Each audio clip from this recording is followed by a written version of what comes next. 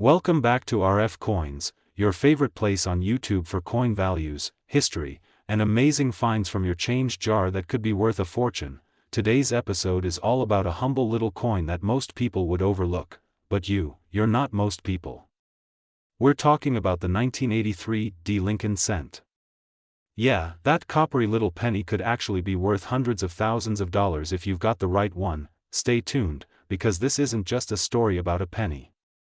This is a story about history, mystery, and a wild market value that will make you want to dig through every penny you've ever saved. Grab your magnifying glasses, coin tubes, and some popcorn. This one's going to blow your mind. Alright, let's start from the beginning. The 1983 Lincoln cent was struck at the Denver Mint and features the classic profile of Abraham Lincoln on the obverse. A design first introduced in 1909 to celebrate the 100th anniversary of Lincoln's birth, but by 1983, things had changed quite a bit behind the scenes. In 1982, the U.S. Mint made a major shift. Due to rising copper prices, they stopped using 95% copper planchets and started minting pennies with a zinc core coated in copper, drastically reducing production costs. That means that by 1983, virtually all Lincoln cents were being made from this copper-plated zinc composition. But here's where it gets interesting. The 1983 Lincoln cent has a particular rarity that has sent collectors into a frenzy. There exists a 1983 Lincoln cent struck on a copper planchet, yes, a leftover blank from before the switch to zinc. This is what we call a transitional era coin, and they are among the most valuable and exciting finds in the coin collecting world. One such 1983 copper penny was authenticated and graded by PCGS, and it sold at auction for over $17,000. That's $17,000 for a penny, but that's not all. Another reason 1983 cents are highly collectible is because of their double die reverse errors. These are coins where the reverse side, the Lincoln memorial and lettering, shows strong doubling, especially noticeable in the words 1 cent and United States of America. If you happen to have one of these double die coins in pristine condition, you could be looking at $500 to $1,500 or more, depending on grade. And I appeal so next time you see a 1983 penny, don't just toss it in your coin jar, examine it closely. You might be holding onto a hidden gem. Now let's talk about what everyone wants to know. How much is your 1983 penny worth today? In circulated condition, the kind you'd find in spare change, a normal 1983 penny is only worth face value.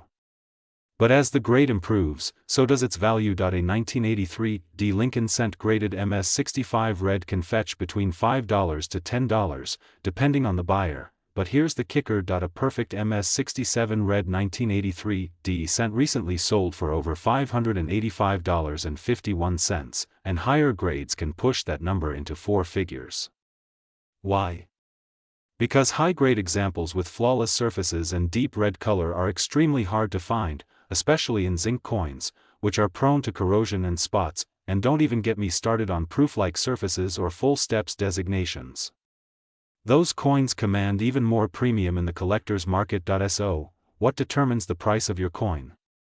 Three big things: condition or grade, color, red, red-brown, or brown-errors or varieties, like that double die reverse or the rare copper planchet. Let me give you a few tips on spotting the good stuff. First, use a jeweler's loupe or a USB coin microscope.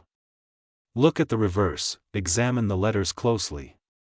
If you see doubling in United States of America or E pluribus unum, you may have a double die reverse. Second, weigh your coin. A standard 1983 penny made of zinc should weigh about 2.5 grams. But a copper transitional error will weigh around 3.1 grams. That small difference could mean a huge payday. And finally, check for mint luster and clean surfaces.